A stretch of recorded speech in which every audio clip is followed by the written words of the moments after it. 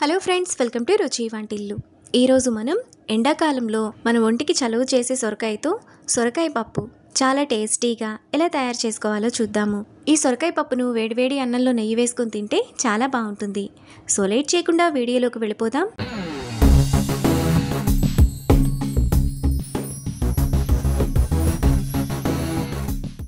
ముందుగా సొరకాయ పప్పు చేసుకోవడానికి కుక్కర్ తీసుకొని అందులో 1 కప్పు కందిపప్పు వేసుకోవాలి. ఇప్పుడు అందులో నీళ్లు పోసుకొని 3-4 సార్లు పప్పును బాగా కడగాలి.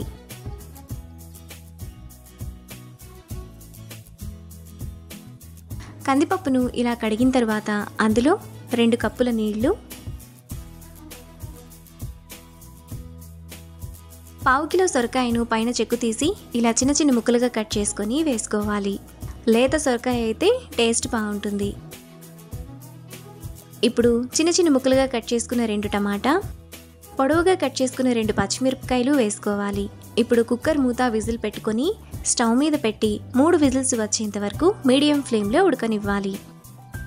కుక్కర్ విజిల్స్ వచ్చి ప్రెషర్ పోయిన తర్వాత మూత తీసి అందులో టేస్ట్కి తగినంత ఉప్పు, 1/2 టీ స్పూన్ పసుపు, 1 టీ స్పూన్ కారం, చిన్న నిమ్మకాయ సైజంత చింతపండు రసం వేసుకొని పప్పును మెత్తగా మెదుపుకోవాలి. పప్పు మీకు ఇంకొంచెం పల్చగా కావాలనుకుంటే కొద్దిగా వాటర్ని యాడ్ చేసుకోవచ్చు.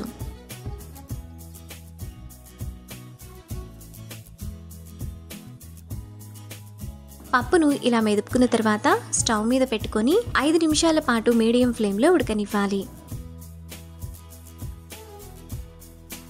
5 నిమిషాల తర్వాత సొరకాయ పప్పు మనకు ఈ విధంగా ఉడికిపోతుంది. ఇప్పుడు అడుగు నుంచి ఒకసారి కలుపుకొని పక్కన పెట్టుకోవాలి. తర్వాత స్టవ్ మీద మరో ప్యాన్ పెట్టుకొని అందులో 1 టేబుల్ స్పూన్ ఆయిల్ వేసుకోవాలి. ఆయిల్ వేడైన తర్వాత 1 టేబుల్ స్పూన్ తాలింపు గింజలు వేసుకొని ఫ్రై చేసుకోవాలి.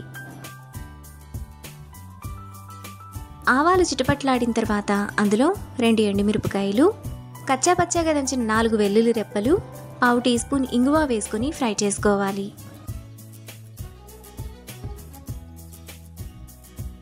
తాలింపంతా వేగిన తర్వాత అందులో సన్నగా తరిగిన 1 ఉల్లిపాయ, 2 రెమ్మల కరివేపాకు వేసుకొని ఫ్రై చేసుకోవాలి.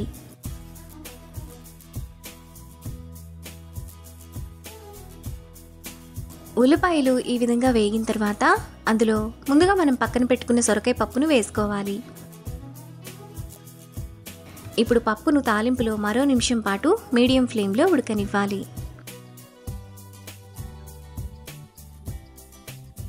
1 నిమిషం తర్వాత సొరకాయ పప్పు మనకు ఈ విధంగా చాలా టేస్టీగా రెడీ అయిపోతుంది.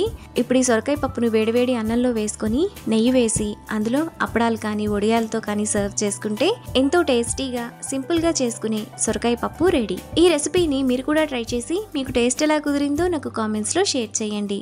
ఈ వీడియో కనుక మీకు నచ్చినట్లయితే లైక్ చేసి, షేర్ చేసి, సబ్స్క్రైబ్ చేయండి.